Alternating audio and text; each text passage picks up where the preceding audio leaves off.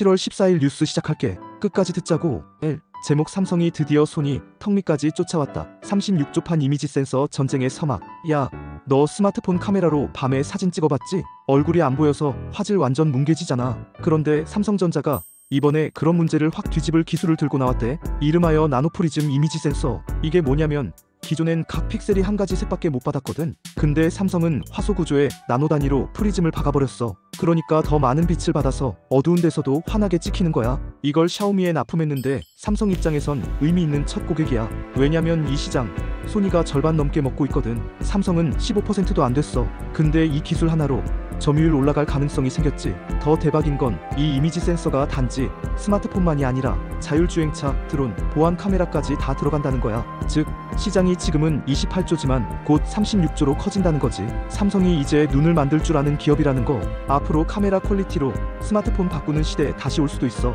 이 제목 테슬라 끝났냐? 중국 전기차가 무서운 진짜 이유. 요즘 전기차 시장 진짜 이상한 방향으로 가고 있는 거 알아? 중국차가 무섭게 치고 올라오고 있거든. 그 중심엔 BYD라는 회사가 있어. 들어본 적 있지? 얘네가 만든 차 가격이 테슬라 모델 3의 반값이야. 근데 성능이 그냥 괜찮은 게 아니라 도심 자율주행까지 돼. 어떻게 가능하냐고? BYD는 전기차 부품 대부분을 다 직접 만들거든. 배터리, 인버터, 모터, 감속기 다 자기들이 만들어서 원가를 싹 줄여버렸어. 그럼 문제는 테슬라는 대부분 부품을 외주죠. 가격은 비싸고 조립 유연성도 떨어지고. 물론 BYD도 약점은 있어. 다양한 출력 설계가 어렵고 부품 하나 망가지면 전체 모듈 갈아야 하거든. 근데 중요한 건 지금 가격 싸고 성능 괜찮다는 게 게임 체인저라는 거지. 전기차 싸고 좋은 거 나오면 사람들은 브랜드보다 가성비 본다? 한국차? 지금 정신 바짝 차려야 돼. 3. 제목 이 사람이 문체부 장관이라고? 네이버 대표가 문화부 장관 되는 이유. 자, 너네 문체부 장관이라고 하면 어떤 사람 떠올려? 예술가,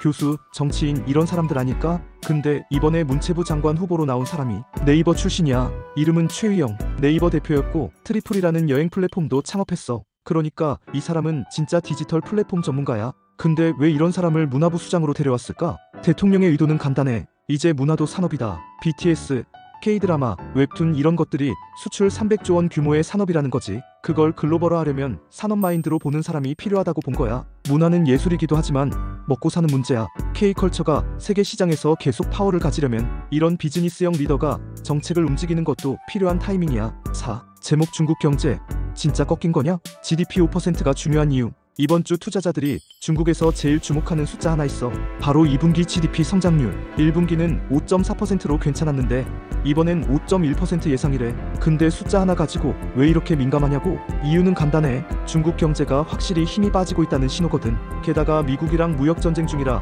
관세 먹고 수출도 줄어들고 있지. 만약 진짜로 5%도 못 넘기면 시장에서는 디플레이션 걱정이 나올 거고 중국 정부가 또 돈 풀고 부양책 나올 확률 높아져. 반대로 수치가 좋으면 중국 괜찮네 하면서 위험자산 선호도 다시 살아나고 상하이 증시 반등 나올 수도 있어. 요약하자면 중국 GDP는 단순 숫자가 아니라 전 세계 투자 심리를 흔드는 키포인트야. 제목 한국 수출 기업 92%, 관세 15% 넘으면 망한다. 왜 이렇게 심각한가? 미국이 EU랑 멕시코한테 30% 관세 때린 거 알지? 근데 한국 기업들도 지금 공포에 떨고 있어. 왜냐고? 우리도 언제 맞을지 모르거든. 설문조사에서 국내 수출 기업 92%가 미국이 관세 15% 넘게 올리면 우리는 버틸 수 없다고 했대. 거의 10명 중 9명이 도망갈 구멍이 없다는 얘기지. 대응책? 원가 절감, 수출 단가 조정, 현지 공장 세우기 등 다 쓰고는 있는데 이건 임시 방편이지. 인사이트 하나 줄게. 이제 글로벌 기업이 되려면 어디서 만들고 어디서 팔 것인가를 넘어 어디서 세금 적게 내고 무역 장벽 피할 수 있나를 설계해야 돼. 이게 현대 무역의 진짜 전략이야. 6. 제목 이유. 미국에 진짜 화났다. 무역전쟁 시즌이 시작. 트럼프가 이번에 아주 큰 판을 벌였어. EU와 멕시코에 무려 30% 관세를 예고했지. 그냥 선언도 아니고 공식 서한까지 보냈어. EU 입장에선 완전 열받은 상황. 마크롱은 바주카포 들자 고했고 EU는 보복관세 준비하면서 무역전쟁 체제로 들어갔어. 재미있는 건 이유가 뭔지 아냐? 디지털세, 부가세 같은 비관세 장벽 때문이래. 이건 관세로 해결할 문제가 아닌데 트럼프는 그걸 핑계로 때린 거지. 지금 분위기? 유럽도 지고 싶진 않은데 우크라이나 전쟁 때문에 미국 눈치를 봐야 하고 정치경제 복합셈법이 막 얽혀있는 거야. 결국 글로벌 기업들은 그 사이에서 무역 지형 변화에 맞춰 전략 바꿔야 살아남는다는 얘기지. 7. 제목 뉴욕 증시의 진짜 시험대는 이번 주다.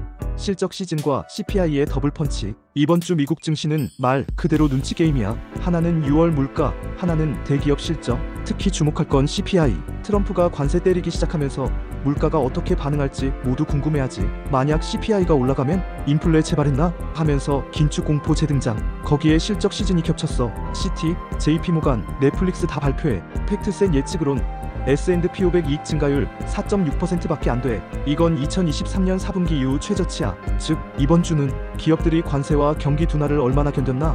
를 평가하는 시간이고, 그 결과로 증시가 폭등할지 폭락할지 갈라질 수 있다는 거야. 8. 제목 K배터리 전략이 미국에서 통했다. 투트랙 전략의 승부수. 한국 배터리 기업들이 미국에서 살아남은 전략이 뭐냐면 셀은 미국에서, 팩은 한국에서라는 투트랙 전략이야. 왜 이렇게 했냐고? 미국이 자국 생산한 배터리에만 보조금 준다고 해서 셀은 미국 현지에서 만들고 노하우 많이 들어가는 팩은 한국에서 만들었지. 이 덕분에 LG에너지, SK온, 삼성 SDI 다 잘 버티고 있어.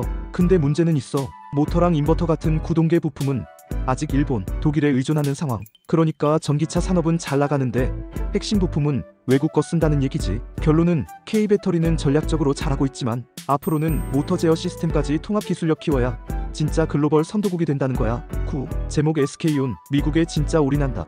ESS LFP 배터리 전쟁 돌입. SK온이 요즘 아주 바빠. 이번엔 미국 ESS 시장 노리고 LFP 배터리 생산 들어간다네. 이 배터리가 뭐냐면 안전하고 싸고 전기 저장용으로 딱 좋아. 태양광 풍력 많아지는 미국에서 ESS 설치가 막 늘고 있거든. 블룸버그 NEF 예측으론 미국 ESS 용량이 2035년엔 13배 넘게 뛴대. 그래서 SK온은 LFP 양극재를 LNF랑 계약하고 미국에서 생산 라인도 돌릴 준비 중이야. 중요한 건 이런 거 다 미국 인플레이션 감축법 IRA에 맞춘 행동이라는 거. 우리가 진짜 미국에서 만든 겁니다라고 인증받아야 보조금 주거든.